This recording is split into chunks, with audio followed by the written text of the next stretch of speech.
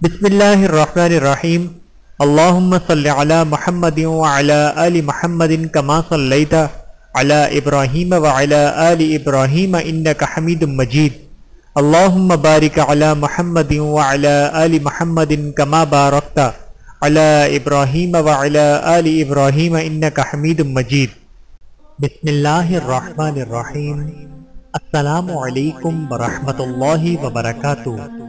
حضرت بایزید بسطامی رحمت اللہ کا یہودی سے مناظرہ۔ یہودیوں کا بڑا مجمع اور ان کا ایک عالم ان میں تقریر کر رہا ہے۔ حضرت بایزید بسطامی رحمت اللہ جا کر اس مجمع میں بیٹھ گئے۔ ان کے بیٹھتے ہی ان کے عالم کی زبان بند ہو گئی۔ مجمع میں شور ہوا کہ حضرت بولتے کیوں نہیں؟ عالم نے کہا دخل فینا محمدی، ہم میں کوئی محمدی آ گیا ہے۔ زبان بند۔ انہوں نے کہا اسے کھڑا کرو، قتل کریں گے۔ کہا نہیں بھائی، جو محمدی ہو کھڑا ہو جائے۔ حضرت بایزید بسطامی رحمت اللہ کھڑے ہو گئے۔ یہودی نے کہا میں سوال کروں گا، تو جواب دے گا۔ بایزید رحمت اللہ نے کہا دوں گا۔ حضرت بایزید نے فرمایا کہ میں ایک سوال کروں گا، تو جواب دے گا۔ کہا دوں گا۔ یہودی عالم نے سوالات شروع کیے۔ نمبر ایک بتاؤ جس کا دوسرا نہیں۔ فرمایا اللہ ایک ہے، اس کے ساتھ دوسرا نہیں۔ نمبر 2 کہا بتاؤ جس کا تیسرا نہ ہو۔ فرمایا لیلوں و نہار، دن اور رات، اس کا تیسرا نہیں۔ نمبر 3 کہا 3 بتاؤ جس کا چوتھا نہ ہو۔ فرمایا لوح قلم کرسی، 3 ہے، اس کا چوتھا نہیں۔ نمبر 4 کہا 4 بتاؤ جس کا پانچواں نہیں ہے۔ فرمایا تورات، زبور، انجیل اور قرآن مجید، یہ 4 ہیں، اس کا پانچواں نہیں۔ نمبر 5 کہا کہ 5 بتاؤ جس کا چھٹا نہیں۔ فرمایا اللہ نے اپنے بندوں پر 5 نمازیں فرض کی ہیں، 6 نہیں۔ نمبر 6 کہا 6 بتاؤ جس کا 7واں نہیں۔ فرمایا 6 دن میں زمین و آسمان بنائے ہیں، 7 نہیں۔ نمبر 7 کہا کہ بتاؤ 7 جس کا 8واں نہیں۔ فرمایا میرا رب کہتا ہے کہ میں نے 7 آسمان بنائے ہیں، اس لیے آسمان 7 ہیں، اس کا 8واں نہیں۔ نمبر 8 کہا 8 بتاؤ جس کا 9واں نہ ہو۔ فرمایا میرے رب کے عرش کو 8 فرشتوں نے پکڑا ہوا ہے، 9 نے نہیں۔ نمبر 9 کہا وہ 9 بتاؤ جس کا 10 نہیں۔ فرمایا حضرت صالح علیہ السلام کی قوم میں 9 بڑے بدماش تھے، 10واں نہیں تھا، اللہ نے 9 کہا ہے۔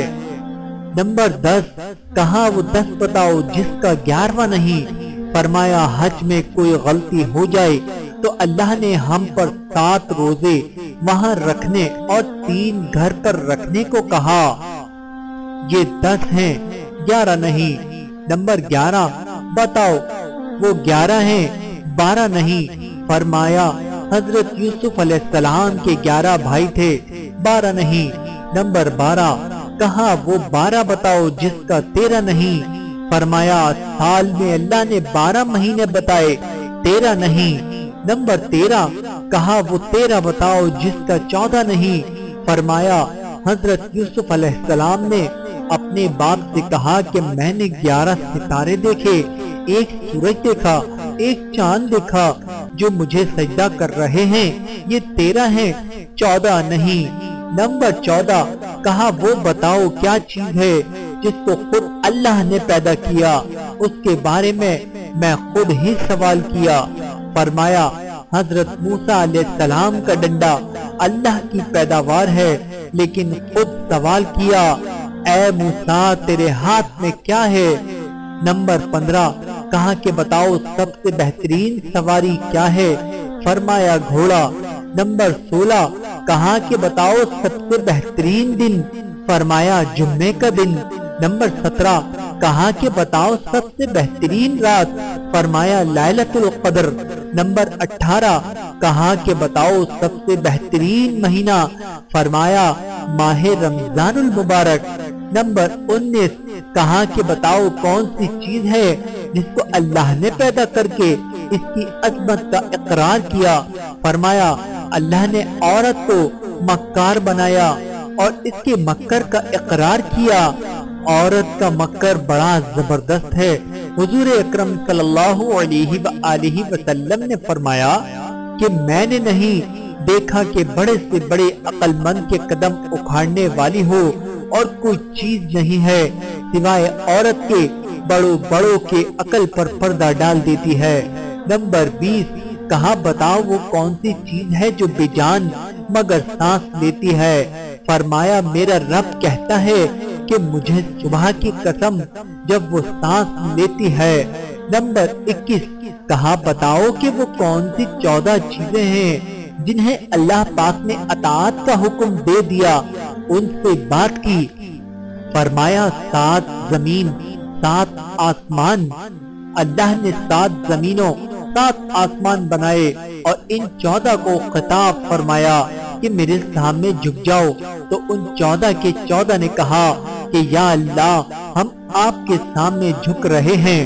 نمبر 22 کہا بتاؤ وہ کون سی چیز ہے جسے اللہ نے خود پیدا کیا پھر اللہ نے اسے خرید لیا، فرمایا اللہ تعالیٰ نے مسلمانوں کو پیدا کیا ہے اور ان کو خود خرید لیا جنت کے بدلے۔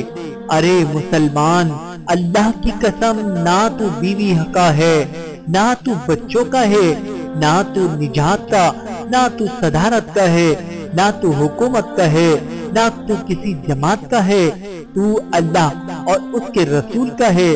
اگر تو اللہ اور رسول کا بن کر چلے گا تو یہ سارا نقشہ تیرے تابع ہو کے چلے گا، اور اگر اللہ اور اس کے رسول سے ٹکرائے گا تو اللہ تجھے ذلیل و خوار کر کے چھوڑے گا۔ نمبر 23 کہا بتاؤ وہ کون سی بے جان چیز ہے جس نے بے جان ہو کر بیت اللہ کا طواف کیا، فرمایا حضرت نوح علیہ السلام کی کشتی پانی پر چلی اور چلتے چلتے جب بیت اللہ پر آئی تو بیت اللہ کے 7 چکر لگائے۔ نمبر 24 کہا بتاؤ وہ کون سی قبر جو اپنے مردے کو لے کر چلی، فرمایا حضرت یونس علیہ السلام کی مچھلی جو اپنے اندر حضرت یونس کو بٹھا کر 40 دن تک پھرتی رہی اور وہ قبر کی طرح تھی، قبر کی طرح چل رہی تھی، لیکن اللہ کی قدرت قاہرہ غالبہ حضرت یونس علیہ السلام کو مچھلی کے پیٹ میں بٹھا کر نہ مرنے دیا، نہ بھوکا رکھا، نہ پیاسا رکھا، نہ بیمار کیا، نہ پریشان کیا، بلکہ مچھلی کو شیشے کی طرح کر دیا۔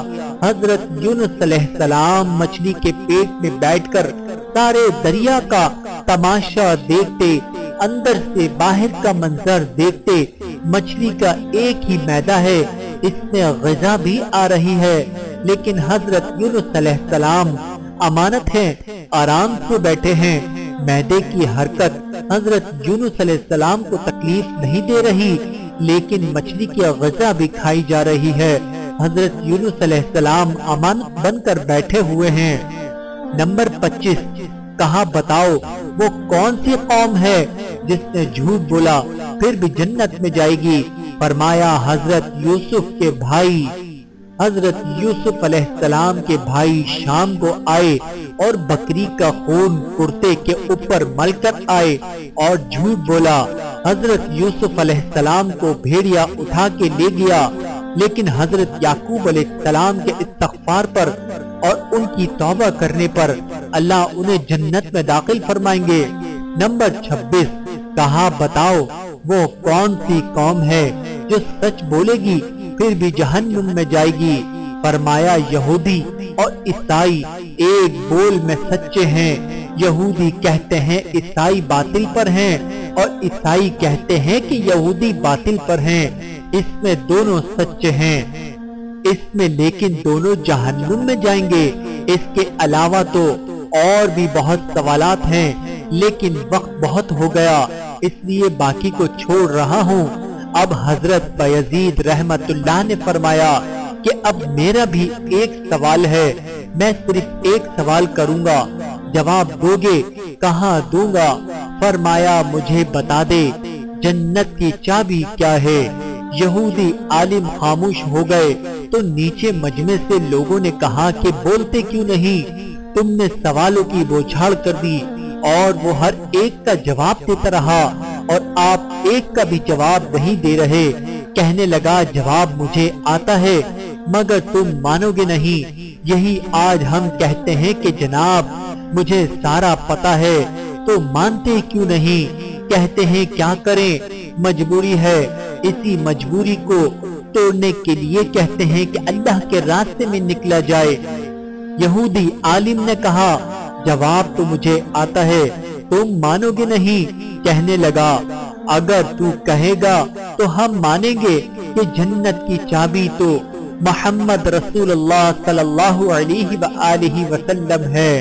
حضور اکرم صلی اللہ علیہ وآلہ وسلم نے ارشاد فرمایا کہ جنت کی چابی میرے ہاتھ میں ہے اور جنت کا جھنڈا میرے ہاتھ میں ہے۔ ساری دنیا کے انسان میرے جھنڈے کے نیچے جنت میں جائیں گے، کوئی میرے جھنڈے سے نکل نہیں سکتا۔ جنت کا دروازہ اور چابی آپ کے ہاتھ میں کوئی جا نہیں سکتا۔ جنت والے جنت کے دروازے پر پہنچ چکے ہیں، آئے ہیں دروازے پر کھڑے ہیں، دروازہ بند ہے۔ حضرت آدم علیہ السلام کے پاس آتے ہیں، اے ہمارے باپ تو ہی ہمارا جد اول ہے، تو ہی ہمارا سب سے بڑا، تو ہی جنت کا دروازہ کھلوا۔ وہ ارشاد فرمائیں گے ارے میں نے ہی تو تمہیں جنت سے نکلوایا تھا، میں تمہیں کہاں سے داخل کروں گا؟ یہ میرے بس کی بات نہیں۔ حضرت نوح علیہ السلام کے پاس آئیں گے، آپ جد ثانی ہیں، آپ دروازہ کھلوائیے۔ وہ کہیں گے کہ میں نہیں کھلوا سکتا، آج میرے بس کی بات نہیں ہے۔ حضرت موسیٰ علیہ السلام کے پاس آئیں گے، پھر حضرت عیسیٰ علیہ السلام کے پاس آئیں گے۔ حضرت عیسیٰ علیہ السلام ارشاد فرمائیں گے میرے بس کی بات نہیں ہے، جاؤ نبی عربی صلی اللہ علیہ وآلہ وسلم کے پاس جاؤ، جس کے ہاتھ میں جنت کی چابی ہے اور جس کے اتباع میں دنیا کی کامیابی ہے۔ میرے محترم عزیزو، اس واقعے سے ہمیں سبق ملتا ہے کہ اتنا بھی آج ایمان نہیں ہے کہ اپنی دکان کے حرام کو نکال سکے تو یہ اسلام کہاں سے زندہ کرے گا؟ جب اتنا ایمان نہیں ہے کہ ایک سنت کو سجا سکے تو یہ دنیا میں دین کو کیسے زندہ کرے گا؟ اس کی نمازیں اس کو کیا نفع دیں گی؟ دل حضرت محمد صلی اللہ علیہ وآلہ وسلم والا نہیں ہے۔ معاف کرنا، میرا بھی اور آپ کا بھی وہی قارون والا ہے کہ مال اور مال ہو، پیسہ ہو اور پیسہ ہو، دروازہ بند ہے، آج کوئی کھلوا کے تو دکھائے۔ اللہ تعالی ہم سب کو سمجھنے کی اور عمل کرنے کی توفیق عطا فرمائے، آمین ثم آمین یا رب العالمین۔